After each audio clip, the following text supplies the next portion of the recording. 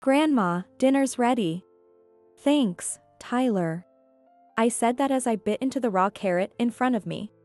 I hadn't eaten anything since the morning, so whether it was raw or not didn't matter to me.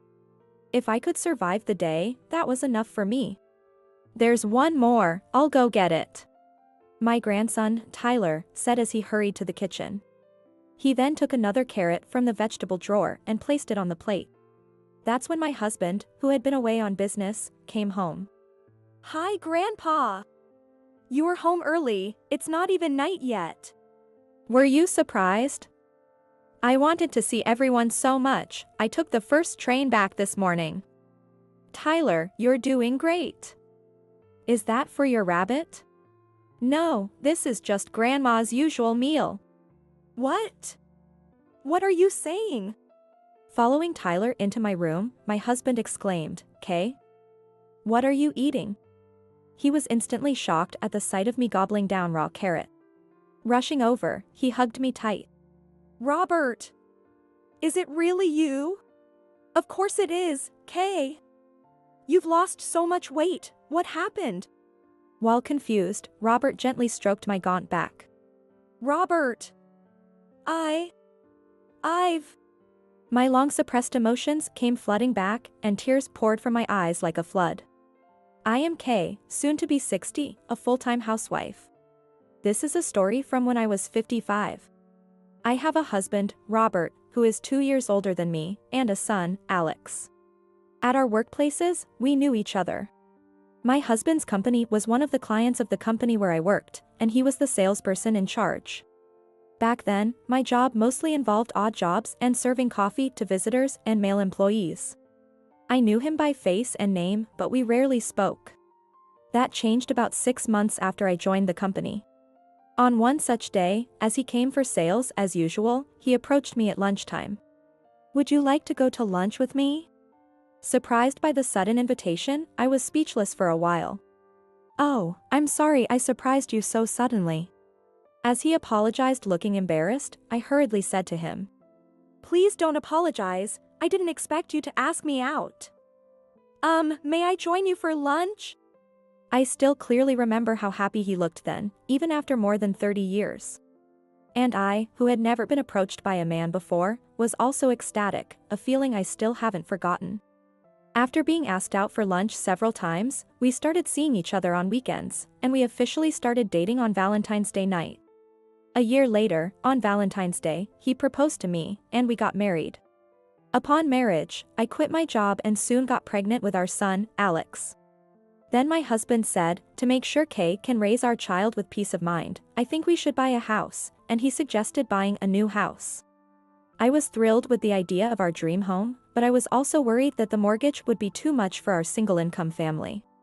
When I expressed this concern to him, he said, thinking of the home where Kay and Alex are waiting gives me the strength to work hard. Even if it means more business trips and single assignments. 6 months later, we bought the house we live in now with a 35-year mortgage. Since then, he spent half of each year on business trips. Every few years, he would be on a single assignment for up to 2 years. Although we had very little time together as a couple, the regular calls from him kept my anxiety and loneliness at bay. And the same was true for our son, Alex. No matter how tired he was, he always made time to talk to Alex on the phone. Sometimes, he would fall asleep during the calls, but Alex never got angry. Instead, he was always concerned, saying, I'm worried Dad will catch a cold. How should I wake him up in the morning? It seems that Alex was just happy that his father cared enough to call him. Blessed with a thoughtful husband and a kind son, my marriage had always been smooth sailing. Such a peaceful life changed when Alex brought his fiancée, Violet, saying, I want to introduce you to someone. Violet was a year younger than Alex and worked at the same company as him. My first impression of her was that she was cool and solid. But once she smiled, she immediately became gentle and calm, and I thought Alex must have been attracted to that about her. Soon after they married, the two started living in an apartment near our home. A year later, my grandson Tyler was born. Upon Tyler's birth, Violet left her job to become a homemaker like myself. Now the sole breadwinner, Alex, like his father, began taking more business trips and solo assignments. working diligently for the future of his family. Violet, in turn, also strove to meet Alex's efforts by managing the household and childcare alone. However, Tyler was a child who cried a lot at night. And Violet shared that caring for him alone while Alex was away was a constant battle against sleep deprivation and fatigue. Since Alex had been an easy sleeper as a baby, I honestly couldn't quite grasp the extent of Violet's difficulties. At that time, all I could do was my sympathy, saying, "That sounds tough." I also thought naively, things would get easier once he went to the preschool, so I didn't take it too seriously. However, even after going to the preschool, Tyler was so frail that he missed school due to illness for half the month. The endless cycle of household chores, childcare, and nursing left Violet completely worn out. As a result, Alex increasingly felt anxious about leaving frail Tyler and exhausted Violet behind for his work assignments. One day, when Tyler was 5, Alex called me and said that he was set for another 2-year assignment. Tyler is still very frail. Violet also looks tired all the time, so I'm kind of worried about them. Dad is often away from home for work, just like me. So I'd like to take this opportunity to move in together. I wouldn't mind it, but what about Violet? Isn't she reluctant to live with her mother-in-law? Violet agrees as well, as long as you guys are okay with it. Can you talk to Dad about it later? That night, when I discussed the idea of living together with my husband, he said, "That would be great. Actually, I've been a bit worried about leaving you alone. Remember your hospital stay?" Indeed, about 6 months prior, I had been hospitalized due to food poisoning. I was only admitted for a day for rehydration, but since then, my husband had become very anxious. Violet is reliable, so I feel I can trust her with anything that might happen. Thus, without any hesitation, we easily agreed to live together. A month after finalizing our plans, Alex's family broke their apartment lease and moved into our home. "We look forward to living with you starting today. We welcome you all so much. From today on, this is your home too, so don't hesitate to tell us if you need anything. Thank you very much." Despite there being no hard feelings, the atmosphere between me and Violet, who had only ever spent time together during holidays, was still a bit awkward. Thankfully, with my husband and Alex helping to mediate, we managed to find a comfortable distance from each other. After spending a few days together as a family, my husband and Alex left for their usual 2-year assignment as planned. Now, it was truly just the 3 of us living together. Violet and I decided to divide up the chores. I took on cleaning, laundry, and dishwashing. Violet handled meal preparation, shopping, and general care of Tyler. Of course, we agreed that whoever was available would flexibly handle any other household tasks or step in when the other couldn't manage. Yet Violet was truly a great daughter-in-law. She often finished even the chores I was responsible for, saying, "I had some free time, so I finished them up." Even when Tyler was ill and bedridden, Violet never neglected her assigned household duties. After Alex had moved out for work, living almost like a single person, I mentally prepared myself, thinking, living with 3 people means triple the housework, right? I need to buckle down. However, once we started living together, Violet completed most of the household chores, allowing me to continue my relaxed daily life. You are truly an exemplary daughter-in-law. Thank you for choosing Alex. It's nothing. We're living together, so it's not a big deal. At that time, I truly felt grateful to Violet from the bottom of my heart, considering myself very fortunate. But this happiness didn't last long. About 3.5 months into our life together, Violet's behavior began to change dramatically. She was constantly checking her phone during meals and conversations, unable to settle down. Furthermore, the shopping trips she used to enjoy with Tyler on weekends completely stopped, and she would go out alone for hours and not return. Moreover, when housework was delayed or took longer than expected, she began to speak in a harsh tone, saying, "I don't have time.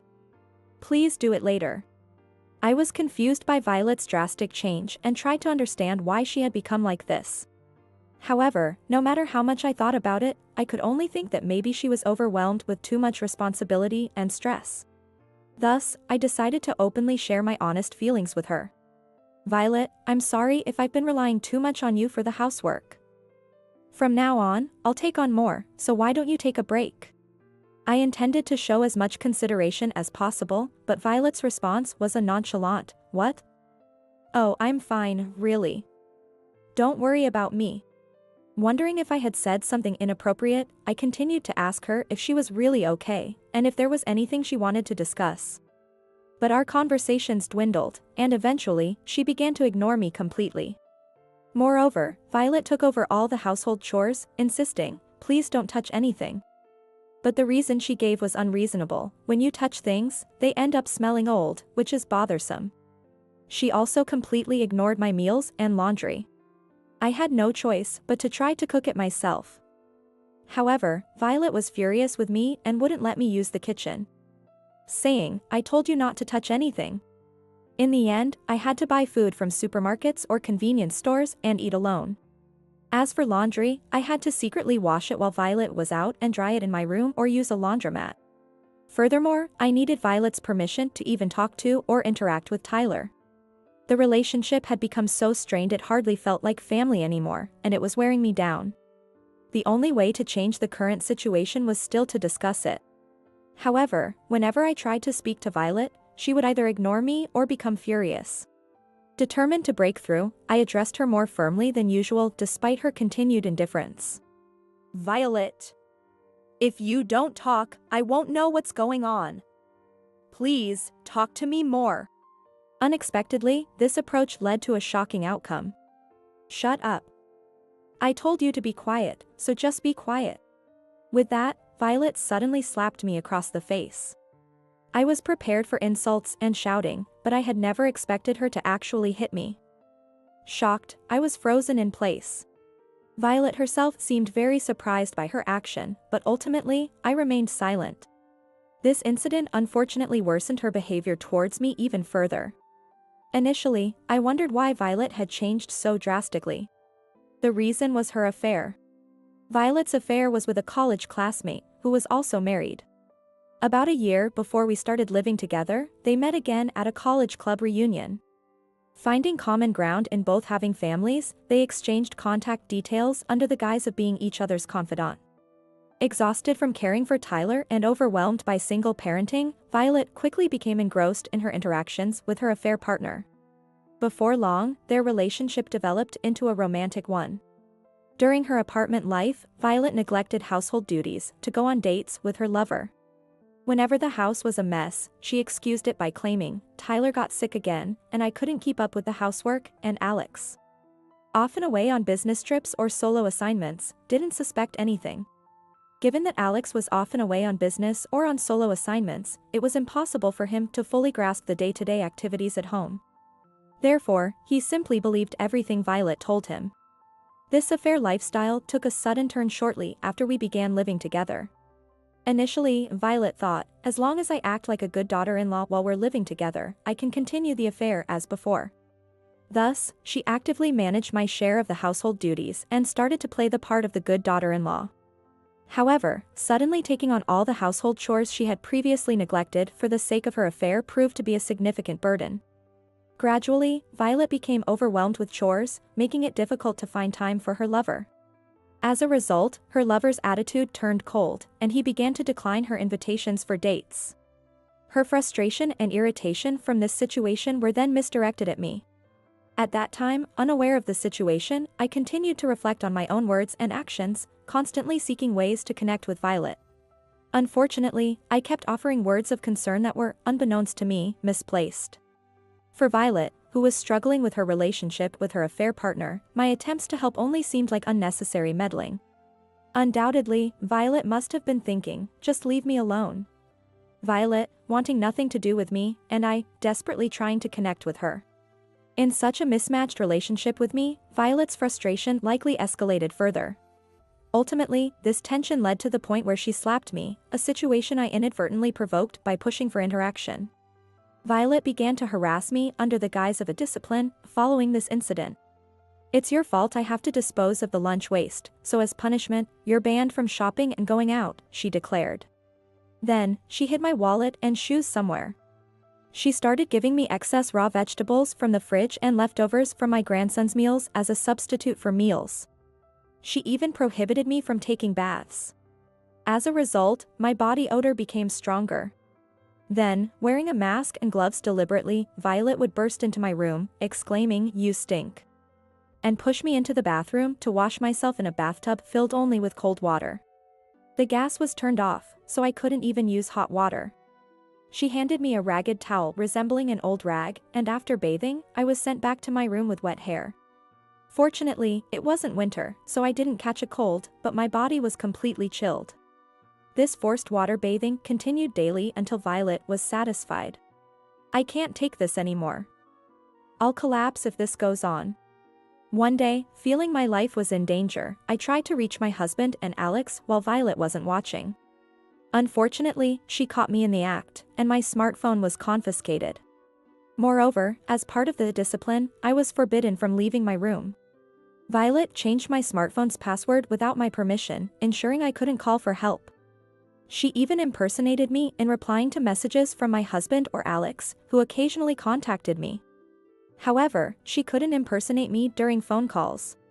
On these occasions, she would listen intently to make sure nothing suspicious was said. "How's it going? Are you getting along with Violet?" "Yes, of course. Violet is really a wonderful daughter-in-law. So, no need to worry." Desperately resisting the urge to shout, "Help me," I continued to deceive Robert and Alex.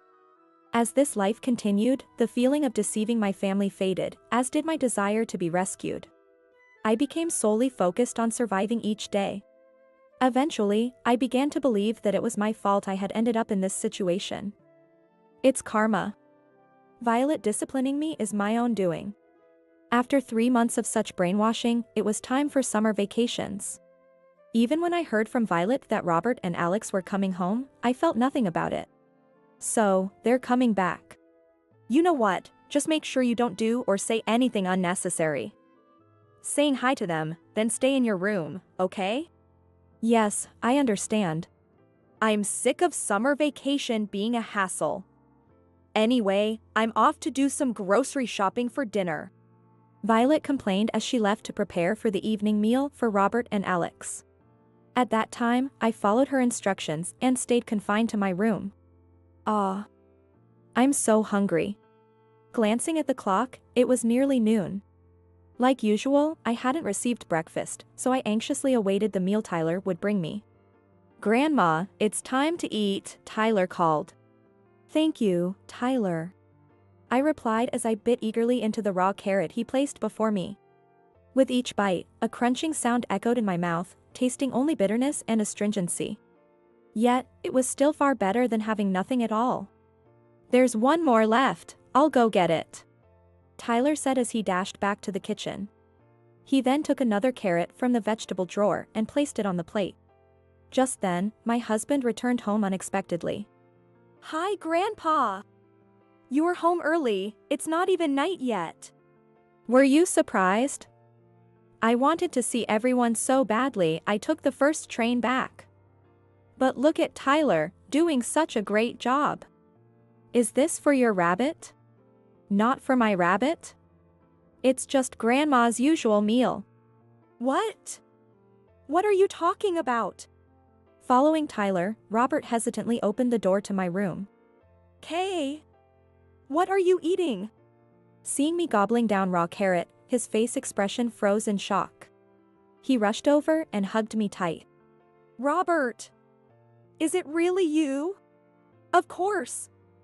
"Kay, you've lost so much weight, what happened?" While confused, Robert gently stroked my emaciated back.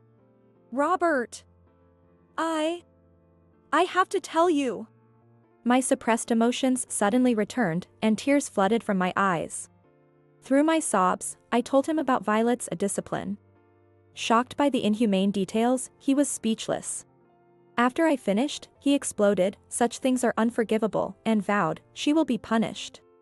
Then, turning to Tyler who was nearby, he said, "Listen, Tyler. Grandpa is going to give Mommy a surprise. So you shouldn't tell her that Grandpa is back, okay? Can you keep that secret?" "A surprise?" "Yeah, I got it. I won't tell Mom," Tyler replied before heading back to the living room to continue watching TV. Meanwhile, Robert stashed all his bags into the closet, took out his phone, and waited inside for Violet's return. Minutes later, with heavy footsteps, she came home. She roughly placed the shopping bags in the kitchen, ignored Tyler, and rushed straight to my room. Damn it! Why haven't I received a reply?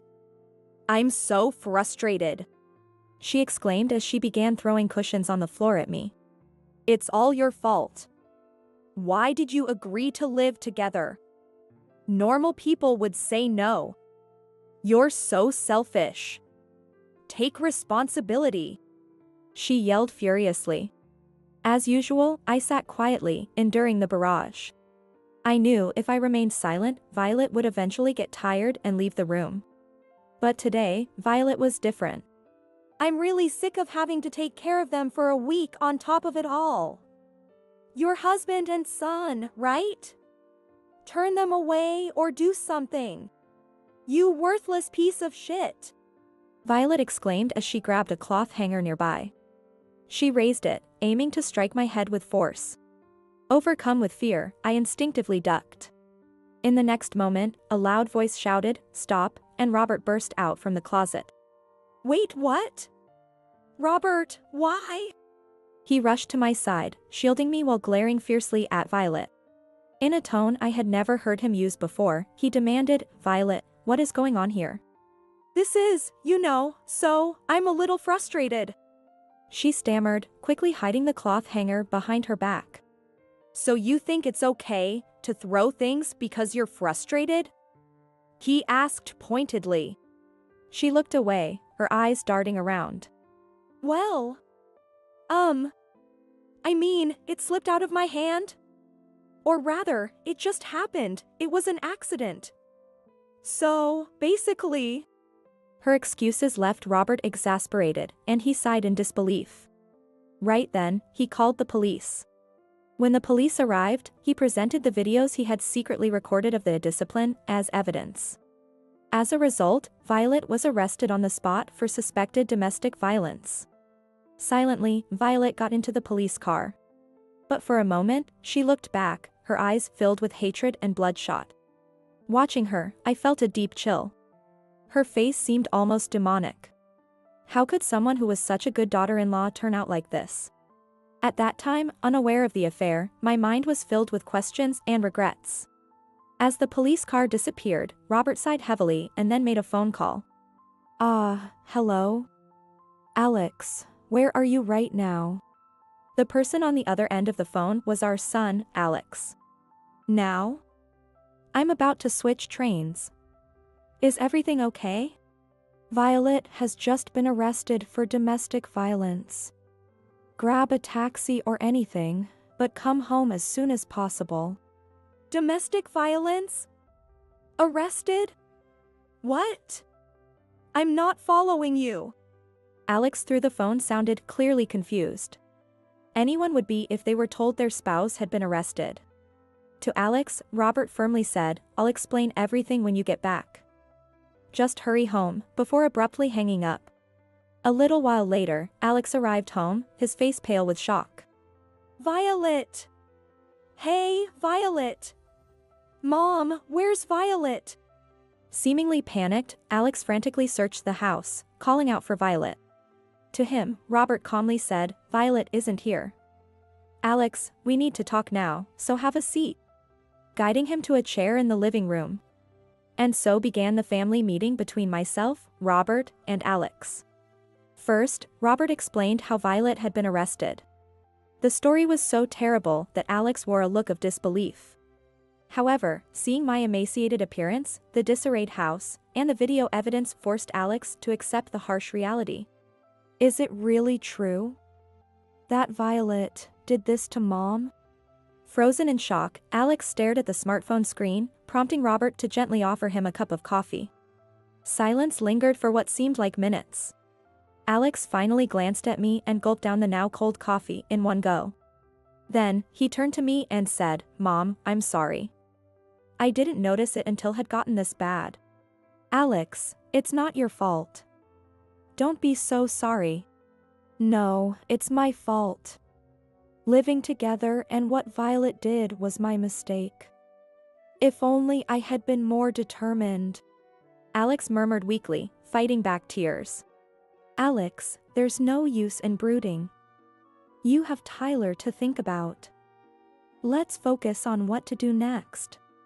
Tyler, right, I have Tyler. I need to be strong for him. Subsequently, Alex decided to divorce Violet. He also chose to sue her for the domestic violence she inflicted on me. However, believing that my testimony and Robert's video evidence might not be sufficient, Alex and Robert decided to examine Violet's smartphone. They apparently found messages between her and an unknown man. Around the same time, Violet told the police that I was in a relationship with a guy I had been seeing before we moved in together. And as soon as we started living together, things didn't work out. I was lashing out, and I couldn't stop myself. Based on this confession, a search of Violet's phone and room uncovered photos with her lover and a diary detailing her emotional state at the time. He demanded a significant amount of child support and a share of their assets after the divorce. Meanwhile, Robert, Alex, and I filed a joint lawsuit against Violet for domestic violence. A guilty verdict without probation was upheld, ensuring that she would be in police custody for several years.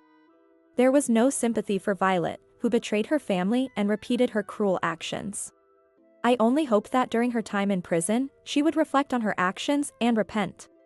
After the divorce was finalized, we continued to live together to support Alex, who became a single father. However, my health had deteriorated, so Robert took early retirement to care for me. Thanks to his support, I fully recovered both physically and mentally. Now, I look forward more than ever to picnics on the beach with Tyler. Dad, next time let's go to the beach together. You're right.